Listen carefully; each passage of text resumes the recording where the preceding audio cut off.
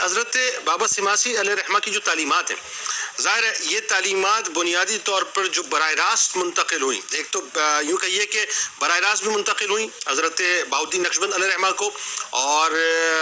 جو ہے وہ واسطے سے بھی، چونکہ سیدنا امیر کلال رحمۃ اللہ علیہ بھی جو ہے ان کے ذریعے سے بھی تعلیمات منتقل، تو آپ دونوں ہستیوں کو جو تعلیمات منتقل ہوئیں اس کے بارے میں کچھ ذرا بتائیے کہ وہ جو روحانی بصیرت، وہ جو بلندیاں عطا ہوئی ہیں، پھر دنیا نے دیکھا کہ سلسلہ نقشبند کس انداز سے آگے بڑھا۔ جی قبلہ جنید بھائی، دراصل بات جو ہے وہی جو آپ کی تعلیمات میں ہمیں ایک عنصر غالب نظر آتا ہے، اور صوفیہ کی تعلیمات میں اگر آپ دیکھیں تو اس بات کی بہت زیادہ ترغیب موجود ہوتی ہے۔ آپ علیہ رحمہ فرمایا کرتے تھے کہ اپنے آپ کو کسی ولی اللہ کی انجمن میں رکھا کرو، اور اس انجمن سے اپنے آپ کو اس انداز سے فیضیاب کرو کہ ان کی بارگاہ میں جب بیٹھو تو پھر ادھر ادھر اپنی توجہات کو مبذول نہ ہونے دو، گپ شپ سے اپنے آپ کو بچا کے رکھو۔ سبحان اللہ۔ اور فرمایا کہ ان کی موجودگی میں اپنی آوازوں کو اونچا نہ کرو، اور فرمایا کہ نہ ہی ان کی صحبت میں جب بیٹھو تو پھر نفلی نمازیں بیٹھ کر وہاں پر نہ پڑھنا شروع کر دو، بلکہ جو فیضان، جو وہاں سے انوار و تجلیات ان کی صحبت سے ملتے ہیں ان کو تم حاصل کرو۔ وہاں پر اپنے آپ کو عبادتوں میں اس انداز سے مشغول نہ کرو کہ تم۔ اور ہاں موشا، اس کو آکٹا ایف ایکس کے بارے میں بھی بتاؤ۔ آکٹا ایف ایکس وہ تو میں ابھی کر رہا تھا۔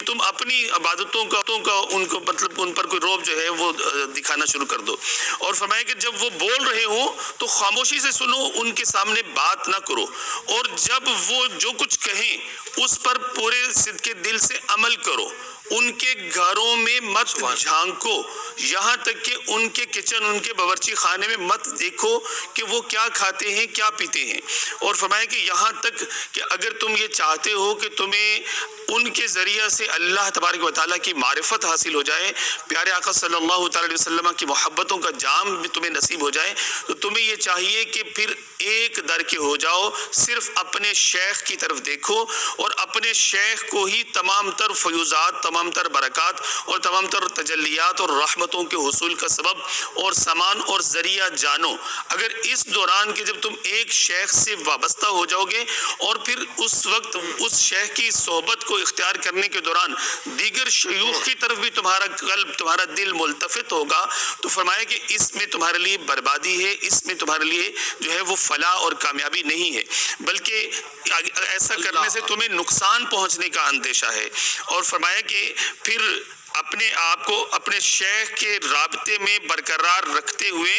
اپنے دل کو ما سوا اللہ کی یاد سے بالکل خالی کر دو۔ اس انداز سے جب تم اپنے شیخ کی صحبت میں جا کر بیٹھو گے اور نفس کشی کو اختیار کرو گے، پاکیزگی کو اختیار کرو گے، جہد مسلسل کرو گے، گناہوں سے بچتے رہو گے، گناہوں سے استغفار کا سامان کرو گے، تو تمہاری زبان کی پاکیزگی تمہیں ذکر کی طرف لے کر جائے گی، تمہاری استغفار کی مداومت اور استقامت تمہیں گناہوں کی توبہ جو ہے وہ تمہارے دل کو مجلہ اور مصفہ کر دے گی، اور وہ پاکیزگی تمہیں جو ہے وہ پھر اللہ تبارک و تعالیٰ کا خوف دلائے گی، اور اللہ تبارک و تعالیٰ کا خوف جو ہے وہ تقوی و پرہیزگاری کے ذریعے سے حاصل ہوتا ہے۔ جب تم متقی اور پرہیزگار بن جاؤ گے تو تم اللہ تبارک و تعالیٰ کے ولی کامل بن جاؤ گے۔ یہ وہ رستہ ہے، یہ وہ بتدریج راہ ہے۔